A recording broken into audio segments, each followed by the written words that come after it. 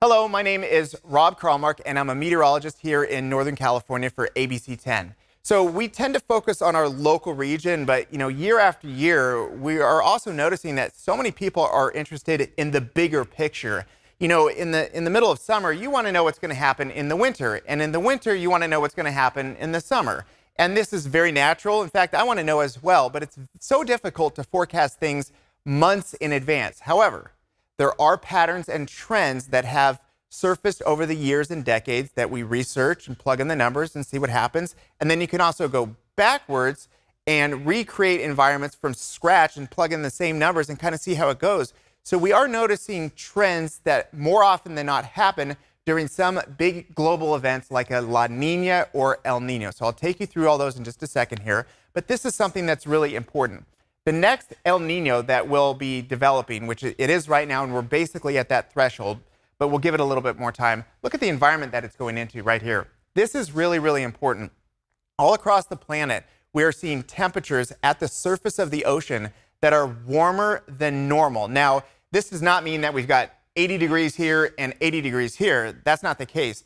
This is a map of the anomalies. This is basically relating it to each area during the exact day compared to normal. So what we're seeing here is a trend that all across the Pacific, Atlantic, the Gulf of Mexico, the Caribbean, I mean, you name it, almost every ocean basin is just running a little bit warm right now compared to normal. Then we see the El Nino region. So this is right in the middle of the Pacific. This is 1 and 2. And it's getting really warm compared to normal. The next step is that it moves into the middle of the Pacific, and then we start to see very noticeable trends. With that said, right off the coast of California, what we have is we've got some water that's starting to trend a little bit above normal. Now, there still are pockets of cool water, but we're starting to see things change in a pattern for our local area.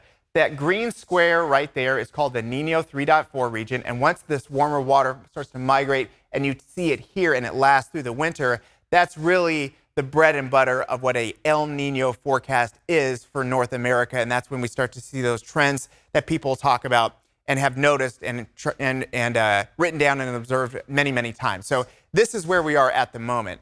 Then remember, this is just what's going on at the top. When you look underneath, we've got all these buoys with real data. These X's are temperature probes at depth, so you can see what's going on down to about 500 meters or so. So you can really get a good idea of what's going on at the top and a good idea what's going on at the near surface. Now, what we're noticing are big bubbles of warmer than normal water migrating across the Pacific. This does happen. These are called Kelvin waves. And once they get toward the coast of South America and start to work their way to the surface, then they interact with the trade winds, which will then blow that water out to that Niño 3.4 region. So we're seeing the connection. We're seeing it at the top. We know what's going on underneath.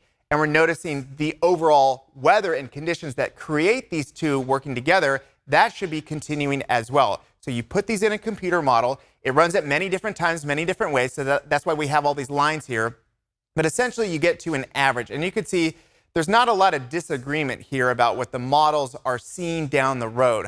Above 0.5 degrees Celsius, we call that El Nino. In Australia, it's 0.8 or above. But any way you cut it, we're going to be there fairly soon, and we should be there through the winter. So, in fact, a lot of the experts that do this all the time and make these big long-range forecasts for El Nino or La Nina, which is what we had for 3 years in a row, they are seeing the same thing. And they're about 90% plus confident we're looking at a moderate or strong El Nino all the way through this upcoming winter. So now we're talking about things that are actually coming together, not forecasts, but we're seeing the real data, we're seeing the computer models. So now we really need to refresh our memory about what's going on here.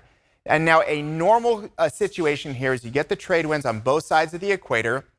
And this is well known for sailors. We've noticed this forever. This is nothing new here. And you get cooler water off the coast of South America. If you know anything about the coast of South America, especially once you get to Chile, it's very, very cold. And once you get to the equator, it's not as cold, but we are looking at an ENSO neutral situation. Then with the Kelvin waves with the currents coming over, you get the warm water off the coast of South America. It migrates into that region with the weak trade winds. And then we start to notice an El Nino phenomenon. Now, again, this is, you have to understand how data is observed and then projected out into the future. This is a more often than not situation. It's not 100%, but you tend to lean towards something looking like this. Wetter than normal conditions for Southern California and across the southeast, drier conditions for portions of the East Coast, and warmer than normal conditions for the Pacific Northwest and also for the northern plains as well, because that polar jet tends to be up a little bit and we get a really active southern jet as well. So that's usually what we're looking at for an El Nino situation. It'll depend. Every year varies a little bit, but again, more often than not, that's what we're seeing. During a La Nina situation, that's when we get a lot of cooler water, strong winds. That comes in, squashes any sort of neutral or El Nino situation, and then you get this pattern emerging. You tend to get drier than normal conditions for the southern tier states. You tend to get some other pockets, a cold winter for the northern plains, and wetter than normal conditions for the Pacific Northwest. Let it just be said that what we had for the first two La Nina seasons recently, it pretty much looked like this.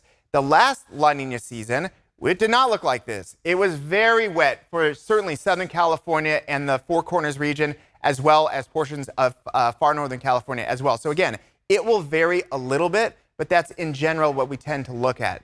Now, here's where we really need to get into how this all connects. If you run out the computer models, roughly this is what we're looking at. El Nino conditions, that's what we're seeing. That's what the computer models are forecasting, but what does it actually look like? Wetter than normal conditions for Southern California, maybe a little bit in Northern California.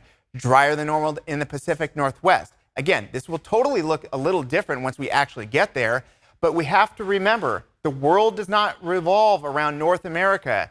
This is a global event, and as you get closer to the source, you see a lot more direct impacts.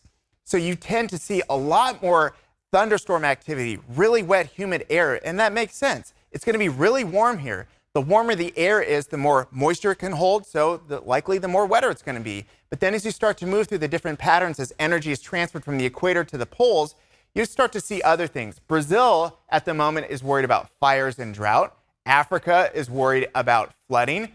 You have Australia, Indonesia, portions of Asia are definitely worried about drought, fire. We saw that during the last big El Nino. So these are the things that we're worried about weather-wise. But the one thing that everyone just needs to brace themselves for is the long-term trend.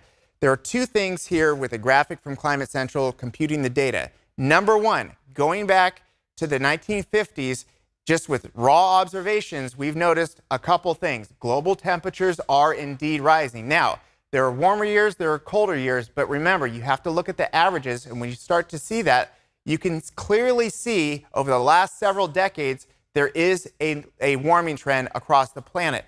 But the other thing that you're going to see here is notice the red dots.